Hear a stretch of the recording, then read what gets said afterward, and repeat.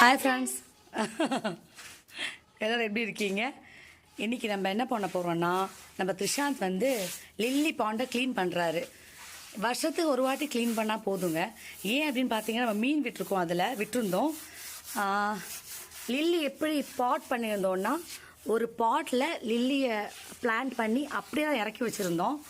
So அதனால் அதை எடுத்துகிட்டு அந்த மீனெல்லாம் நம்ம ரிமூவ் பண்ணிவிட்டு நல்லா தேய்ச்சி வாஷ் பண்ணணும்.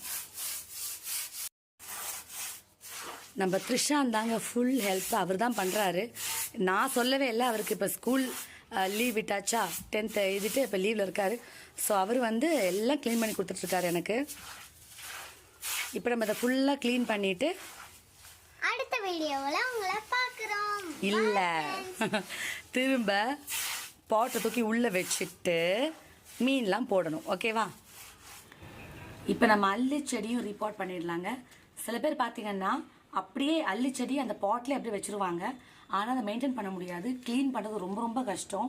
அதனால் நம்ம ஒரு பாட்டில் வச்சுருக்கோம். இப்போ செடி ரொம்ப பெருசாக இருந்ததுனால நம்ம இன்னொரு பாட்டுக்கு இதை மாற்றிடலாம். பார்த்தீங்கன்னா செம்மண் எடுத்துக்கோங்க. எடுத்துகிட்டு கொஞ்சம் சாணி பொடி போட்டுக்கோங்க.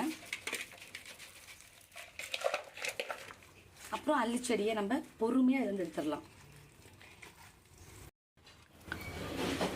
நான் கொஞ்சம் கழுவி கொண்டு வந்துட்டேங்க. ஏன்னா அந்த சேரெலாம் ரொம்ப இருந்துச்சு இல்லைங்களா, அதனால. சரி, இப்போ நம்ம ரிப்போர்ட் பண்ணிடலாம்.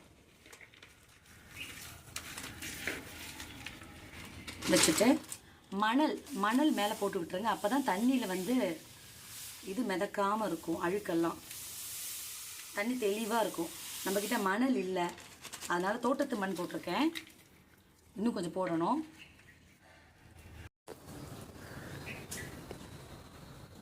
நம்ம தன்ஷிகா பாப்பா ஹெல்ப் பண்ணுறாங்க பாருங்கள் மண்ணு கொண்டு வரதுக்கு. Thank you dear. தேங்க்யூ. கொடுங்க. மண் பத்தாம போச்சு இல்லைங்க, பாப்பா கொண்டு வந்துட்டாங்க.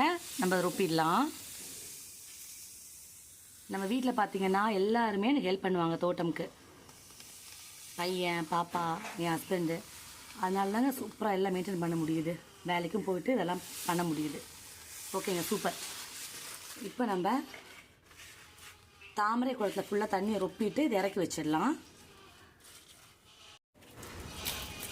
கொஞ்சம் தண்ணி அப்படியே ஊற்றி விடலாங்க.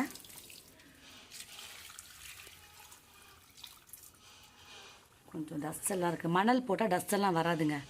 இது வந்து இந்த வேப்ப மரத்து பூலாம். ஓகே, நம்ம அள்ளியை ரீபாட் பண்ணிட்டோங்க. கொஞ்சம் பெபிள்ஸ் மேலே போட்டிருக்கோம், மண் மேலே வராமல் இருக்கிறதுக்காக. இப்போ நம்ம தொட்டியில் இறக்கிடலாம். வச்சுருங்க பொறுமையாக.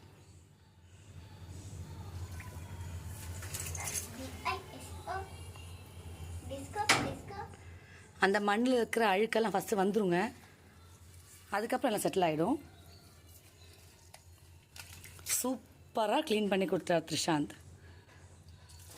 த்ரிஷாந்துக்கு தேங்க்ஸ் சொல்லணும், தன்ஷிகாவுக்கு தேங்க்ஸ் சொல்லணும். சூப்பருங்க. இப்போ இதில் நம்ம மீன் விட்டுடலாம். எப்போ வாட்டர் பிளான்ட் நீங்கள் வச்சாலும் அதில் கண்டிப்பாக மீன் விடணுங்க. கப்பீஸ் விட்டுருங்க, இல்லைனா கொசு கண்டிப்பாக முட்டை போடும். இப்போ நம்ம கப்பீஸ் விட போகிறோம், ஆனால் ரொம்ப கம்மியாக இருக்குது நம்மக்கிட்ட. விடுங்கப்பா, மீன் விடுங்க. டஸ்ட் இருக்கா, நம்ம எடுத்துக்கலாம். இன்னும் கொஞ்சம் மீன் தேவைப்படுதுங்க. இன்றைக்கி ஈவினிங் சந்தை போயிட்டு வந்துட்டு நம்ம இதில் மீன் விட்டுருவோம்.